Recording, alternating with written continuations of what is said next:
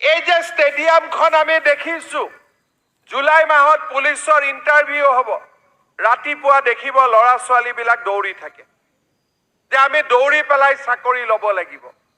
কোনেও কেশৱ মহন্ত লাখ লাখ যুৱক যুৱতীৰ বাবে এইটো এটা ভাল খবৰ প্ৰতিগৰাকী যুৱক যুৱতী যিসকলে অসম আৰক্ষীত চাকৰি কৰিম বুলি হেঁপাহেৰে বাট চাই আছে তেওঁলোকে নিজক আৰু সাজু কৰক এই দুমাহত আৰু দৌৰক আৰু কাছৰত কৰক তেওঁলোকে নিজৰ নথিপত্ৰ সকলোবোৰ সাজু কৰক শীঘ্ৰেই অনুষ্ঠিত হ'বলৈ গৈ আছে অসম আৰক্ষীৰ ইণ্টাৰভিউ আৰু অসম আৰক্ষীৰ ইণ্টাৰভিউৰ দিন ঘোষণা কৰিছে বৰ্তমান মুখ্যমন্ত্ৰীগৰাকীয়ে মুখ্যমন্ত্ৰী ডক্টৰ হিমন্ত বিশ্ব শৰ্মাই আজি ইণ্টাৰভিউৰ দিন ঘোষণা কৰিছে উল্লেখ কৰিছে মুখ্যমন্ত্ৰীগৰাকীয়ে যে জুলাই মাহত হ'ব অসম আৰক্ষীৰ ইণ্টাৰভিউ ফিজিকেল টেষ্ট তেওঁলোকৰ হ'ব লগতে ৰিটেন টেষ্ট তেওঁলোকৰ হ'ব আৰু ইয়াৰ পাছতে ভাইভা অনুষ্ঠিত হোৱাৰ পাছত তেওঁলোকৰ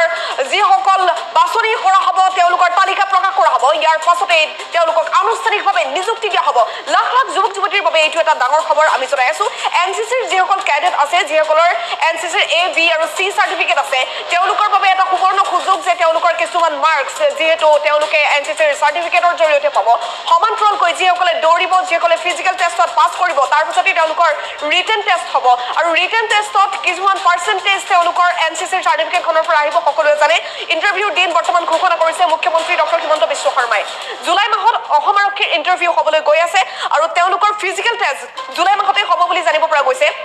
সকলোৱে জানে অসম আৰক্ষীৰ ফিজিকেল টেষ্ট কেনেধৰণে হয় তেওঁলোকে দৌৰিব লাগিব তেওঁলোকে নিজৰ ফিটনেছ আৰু বেছি ভাল কৰিব লাগিব তেওঁলোকৰ যেহেতু BMI সকলোবোৰ পৰীক্ষা কৰা হ'ব গতিকে এইকেইটা দিন যিমান পাৰে আপুনি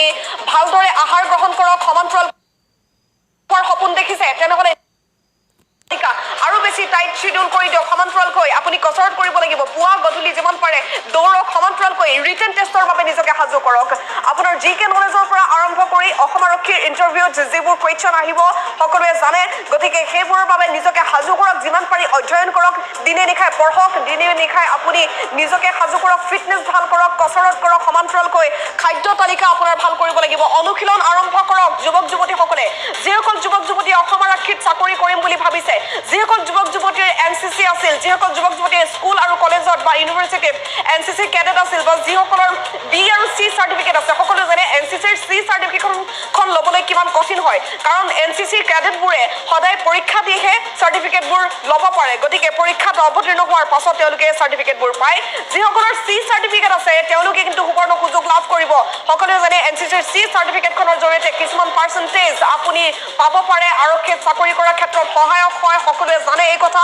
কেৱল অসম আৰক্ষী বুলিয়ে নহয় সামৰিক বাহিনীত আপুনি যোগদান কৰিবৰ বাবেও আপোনাৰ এনচিচিৰ চাৰ্টিফিকেটখনে যথেষ্ট কাম কৰিব আৰু আসাম পুলিচৰ যিটো ইণ্টাৰভিউ জুলাই মাহত হ'বলৈ গৈ আছে তাৰ বাবে আপুনি নিজকে সাজু কৰক অসম আৰক্ষীৰ ইণ্টাৰভিউ জুলাই মাহত হ'ব বুলি উল্লেখ কৰিছে মুখ্যমন্ত্ৰী ডক্টৰ হিমন্ত বিশ্ব শৰ্মাই গতিকে যিসকল যুৱক যুৱতীয়ে অসম আৰক্ষীত কাম কৰিম বুলি ভাবিছে চাকৰি কৰিম বুলি ভাবিছে আপোনাৰ হাতত মাত্ৰ 2টা মাহ আছে 2টা মাহ যথেষ্ট নিজকে আৰু সাজু কৰক BMI টেষ্টত যাতে আপুনি পাছ কৰে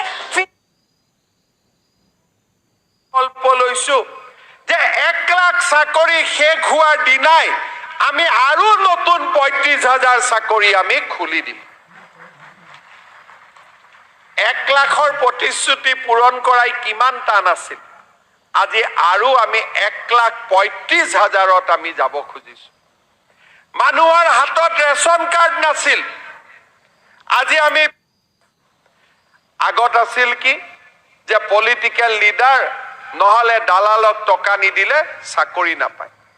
1 লাখ চাকৰি অহা 2 এদিনতে হৈ যাব মোৰ দায়িত্ব শেষ হৈ যাব কিন্তু যুৱক যুৱতীৰ আশাটো শেষ হৈ নাযায়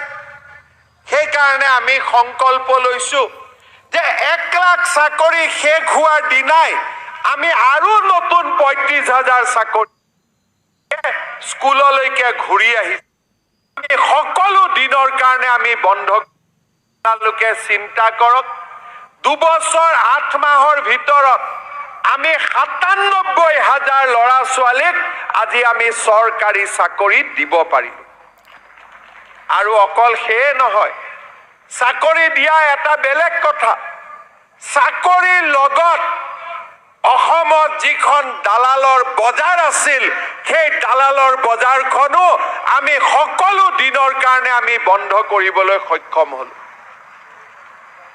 আজি ল'ৰা ছোৱালীয়ে টকা পইচা দি চাকৰি নাপায় পঢ়া শুনা কৰি চাকৰি পাম দৌৰি পুলিচত চাকৰি পাম আজি ল'ৰা ছোৱালীয়ে স্কুললৈকে